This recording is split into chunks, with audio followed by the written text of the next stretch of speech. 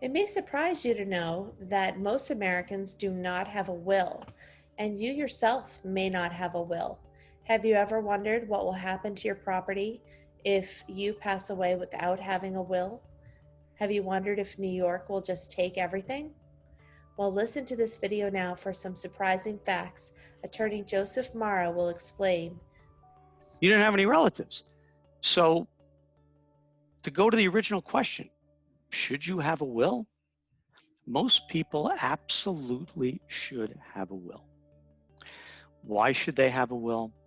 They should have a will to direct their assets where they want them to go. That's another thing I want to talk about. People say, well, I don't need a will. I have all my kids named jointly on all my assets. Well, once again, if things play out as you intend them to, that's a good plan. But what if they don't? What if one of your kids dies first? What if you don't have all your kids and all your assets and all your accounts? Some people say, well, I have an account for Joey and this account, and they're going around trying to balance. Like, okay, I got $100,000 here, I got to bring it up, bring it down. Why do you want to make yourself crazy? Put it all in a trust. Have them, it'll go according to the trust or the will or both. You know, people, I want to avoid probate. I want to avoid a trust. You can do that.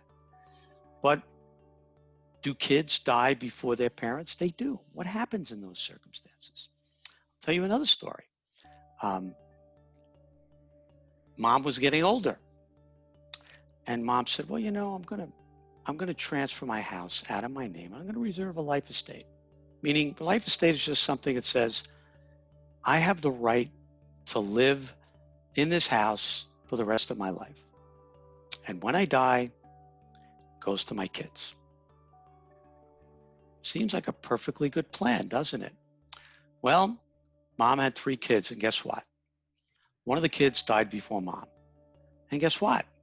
The kid didn't even live in the United States anymore. The kid had taken a job and lived overseas, as did the children of this child. And then guess what? Mom moved out of the house before she died. And then mom got disabled. And mom had to go to a nursing home. So this plan that seemed like such a great plan, well, I'll leave the house in my name alone with a life estate. And when I die, the house will go to the kids, avoids probate, don't need a will, don't need a trust. Well, now it's a disaster.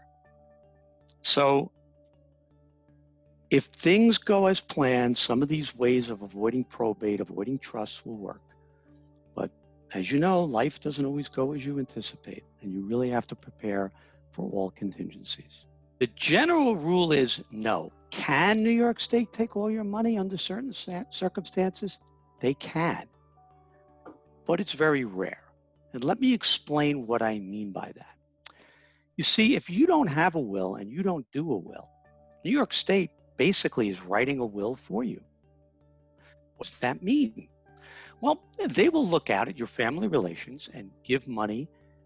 Remember, we'll come back to this, in your name alone, because that's all we're talking about here, money in your name alone.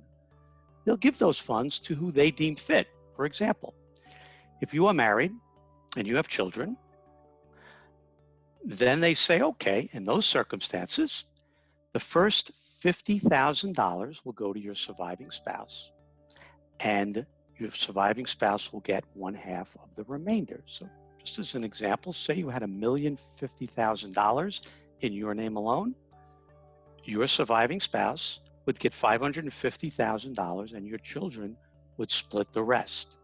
People think that because they're married, their spouse gets everything if there's no will. That's not true. If you have stuff in your own name, if you have assets in your own name, this is how the state's going to divide it. Now, if you have no spouse and you have children, your children get everything. If you have no children, you have siblings, your siblings get everything. And it keeps going further out. The furthest out New York State will go is first cousins once removed. That's a very specific definition. One of the easiest ways to think about it are your first cousin's kids. So if may have heard the term laughing heir. Someone gets a call from a lawyer, you're getting $50,000, and they say, who am I getting $50,000 from? And they never heard of the relative. Well, that's because that particular person had money in their own name, and they had no spouse, no kids, no siblings, no nieces and nephews. no first cousins, and these first cousins, once removed, wind up with the money. If you have no first cousins and no first cousins once removed, or no first cousins once removed, then and only then does the money go back to the state. That's called escheating to the state.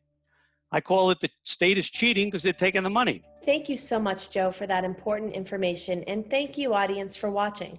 If you yourself or someone you know may have questions on this topic, please don't hesitate to pick up the phone and call the law offices of Joseph Marra. They are professional, friendly, and really great at looking at the pros and cons of your situation, coming up with a fantastic strategy, and giving you some options. We look forward to hearing from you soon.